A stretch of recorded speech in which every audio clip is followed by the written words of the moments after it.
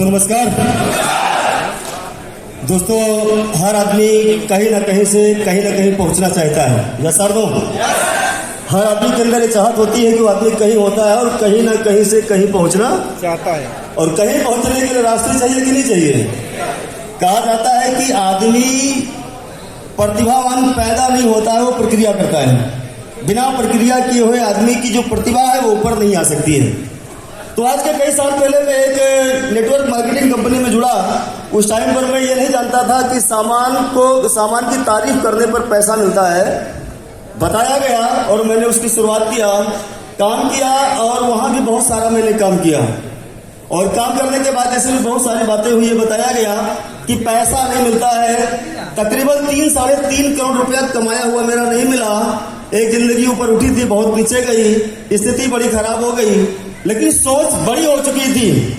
Hello, आदमी की जब सोच बड़ी हो जाती है तो किसी छोटे धंधे में वो फिट नहीं हो पाता है। तो मैंने एक जगह सोच बड़ी करी और कई साल के बाद जब ये समझ में आया कि सोच बड़ी है, कोई छोटे मोटे धंधे को, मैंने बहुत सारे धंधे को देखा। यहाँ जितने भी लोग हैं ना, सब लोगों ने बहुत दुनिया देखी है कि नहीं देखी है। सच्चाई है कि धरती पर केवल एक दुनिया है। हम दुनिया देखने में समय निकाल देते हैं, इस दुनिया में हम अपने आप को देख नहीं पाते हैं। और जो आदमी दुनिया में अपने आप को देखना शुरू कर देता है, एक दिन ऐसा आता है उसको दुनिया जरूर देखती है। तो खुद को देखना चाहिए। तो दोस्तों मैं अवसर की तलाश में था। उस कंपनी में हमारे सीनियर थे अजय बहादुर सिंह सर, उनके लिए जोरदार तालियां चाहूंगा। और इस कंपनी में भी हमारे सीनियर हैं अजय बहादुर सिंह, ये जोरदार तालियां फिर से चाहूंगा। क्योंकि तुम्ही ने दर्द दिया, तुम्ही ने दवा देना। उन्होंने दर्द दिया और इस कंपनी में एक दिन मैंने उनसे बातचीत किया तो उन्होंने कहा प्रदीप समय करके आ रहे हो। हमने कहा कुछ कर नहीं रहा हूं, सोच रहा हूं कि क्या करूं। क्योंकि धंधा शुरू करने से पहले उसका अंत देखना जरूरी होता है। हेलो, शुरुआत करने से पहले क्या देखना चाहिए? अंत। तो मैंने बहुत सारी शुरुआत और अंत देखा था, मुझे सेटिस्फाई नहीं था। मैं सोचता था क्या करूं। तो जो हमारी सपने बड़े हो गए थे, ड्रीम बड़े हो गए थे, तो मार्केट के बहुत सारे धंधे समझ में नहीं आ रहे थे। तो मैं अवसर की तलाश में था। उन्होंने कहा एक ऐसा प्रोडक्ट मार्केट में आया है, अगर आप चाहो तो इस प्रोडक्ट से सब कुछ हासिल कर सकते हो। तो हमने कहा सर है क्या? तो उन्होंने कहा दवा है। हेलो, जब उन्होंने कहा दवा है तो हमारी रूह कांप गई। चूंकि मेरे खानदान में 7 पीढ़ियों में कोई डॉक्टर नहीं पैदा हुआ। मैंने ये सोचा दवा का काम डॉक्टर करता है, दवा का काम मेडिकल स्टोर करता है, फार्मासिस्ट करता है। लगता है अजय सर किसी गलत काम में फंस गए। एक बात तो ये मन में आई। दूसरी बात हमारे मन में ये आई कि पुलिस डिपार्टमेंट में नौकरी करते हैं। उस समय सिपाही थे, इस समय दरोगा हो गए, पार्ट टाइम काम करते हैं। तो मैंने सोचा कि पुलिस का आदमी बड़ा चालाक होता है, कानून के बारे में ज्यादा जानता है, ऐसा कोई गलत काम अजय सर नहीं कर सकते हैं। भले वो सिपाही हैं लेकिन वो आध्यात्मिक आदमी है।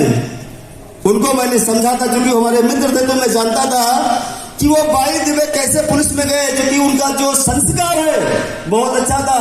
तो एक दिन मैं लखनऊ आया और लखनऊ मुझे इनवाइट किया गया कि आकर के आप समझो धनतेरस का दिन था।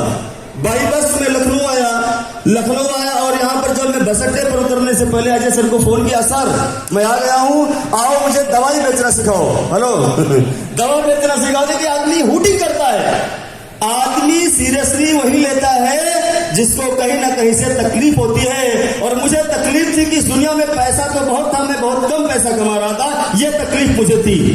तो दोस्तों जब मैं वहां आया तो उन्होंने कहा मेरी इमरजेंसी में ड्यूटी लग गई है, मैं मिल नहीं पाऊंगा। मूड बहुत खराब हुआ, लेकिन उसके पहले उन्होंने ये बताया कि प्रदीप मैंने आपको एक ऐसे आदमी को नियुक्त किया है, वो आदमी आकर के आपको समझाएगा और आप टेंशन ना लो।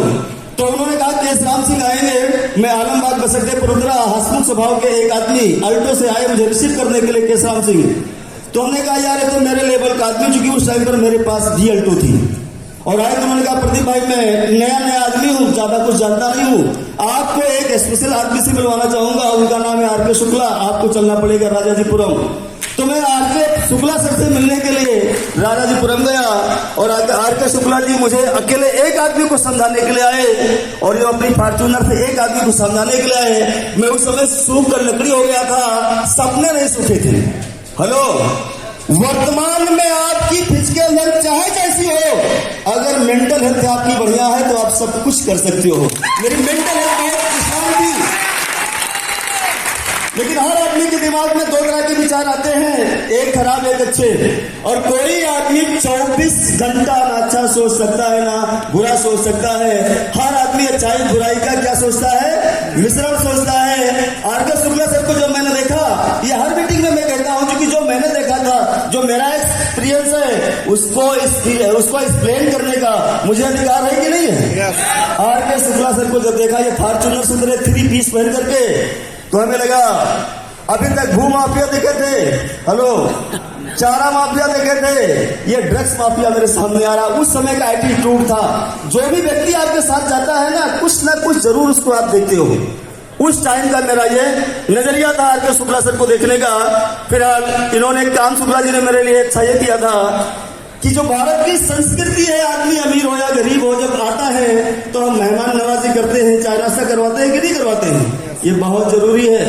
सर ने मुझे पहले मिठाई खिलाई, खास्ता खिलाई और चाय पिलाई, और फिर उन्होंने अपना लैपटॉप खोला और उन्होंने कहा कि इससे गैंग्रीन ठीक होता है, इसमें ये ग्रोथ फैक्टर है, वो ग्रोथ फैक्टर है, ये है वो है। अपना उस समय भी सर ने नहीं थे, जो भी नॉलेज था प्रेजेंट कर रहे थे, लेकिन मैं आया किसके लिए था, लक्ष्मीकांत प्यारेलाल। मैं पैसा कमाने के लिए आया था, मुझे पैसे के बारे में कुछ नहीं बताया जा रहा था, तो मेरे पास समझ में नहीं आ रही थी। इस चीज को डायग्नोस किया उस साथ में जो थे केशराम सिंह, उन्होंने कहा प्रदीप भाई अब आपको हम इनकम प्लान दिखा देते हैं। हमने कहा हाँ वो जरूरी है, तो मैं देखने आया हूं। एक फटे पुराने पेपर पर, उन्होंने पेपर में आज भी मेरे पास रखा है, उन्होंने दिखाया अठन्नी चमन्नी जब जोड़ा, क्योंकि पुरानी कंपनी में मैं 1000 की बाइनरी कमा रहा था, नहीं 1000 की बाइनरी थी, कमा नहीं रहा था। हेलो, मार्केट में बहुत बड़ी सारी कंपनियां मिलती है, होता कुछ और है, मिलता कुछ और है। तो मेरे समझ में नहीं आया और हमने कहा कि सर मैं सब समझ गया हूं, अब मैं जाना चाहूंगा। अजय सर का फोन आ गया।